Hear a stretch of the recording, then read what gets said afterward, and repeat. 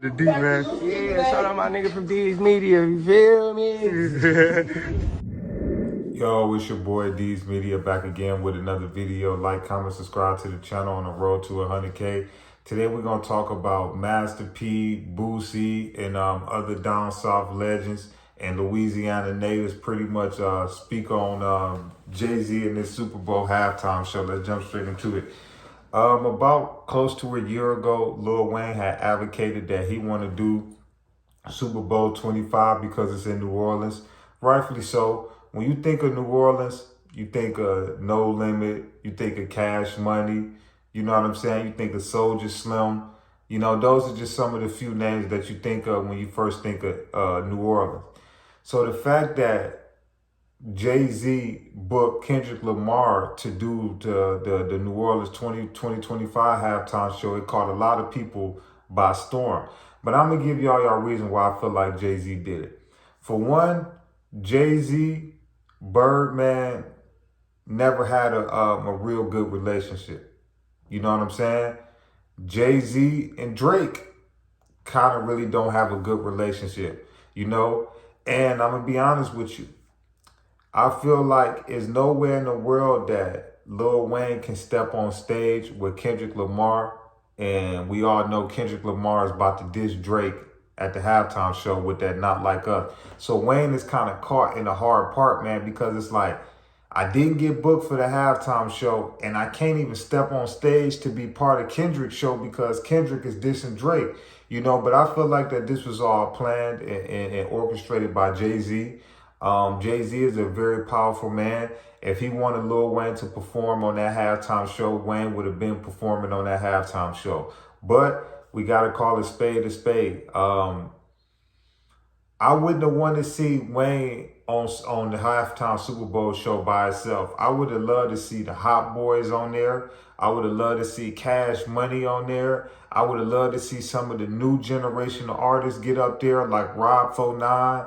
I would have loved to see No Limit get up there, BG out of prison, so the Hot Boys could have did a reunion, you know, but just to see Lil Wayne do a halftime show, it would have been exciting, but it wouldn't have been excited as having a Cash Money, No Limit halftime show, if you personally ask me, because with Master P and with Birdman and Slim did just for New Orleans music scene and just how dedicated and how much of ambassadors they've been for that city, you can never do a halftime show in that city and not invite one of those groups.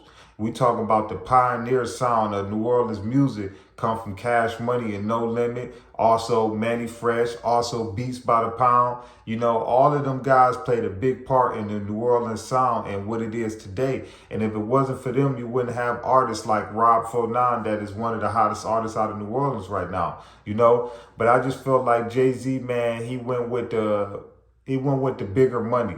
You know, he went with the boom, the ooh, instead of doing what was right by New Orleans. You know, he went with Kendrick because Kendrick is in the middle of a battle with Drake, and he all know that a lot of people gonna tune in because he about to diss Drake at the Super Bowl show, you know? And we all know, man, that was orchestrated, man, because there's no way in the world that you can do a Super Bowl halftime show in New Orleans and not bring Cash Money or No Limit. It's just no way in the world possible.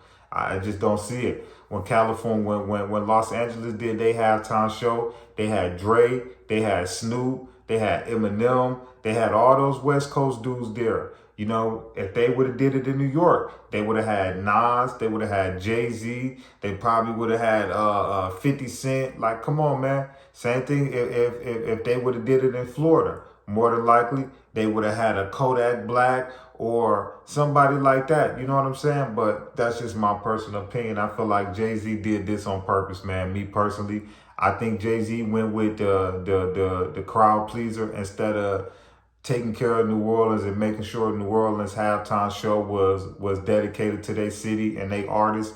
I just felt like he went with the bigger boom instead of doing what was right, you know. But I believe that came from his personal beef with Birdman. That's just my personal opinion.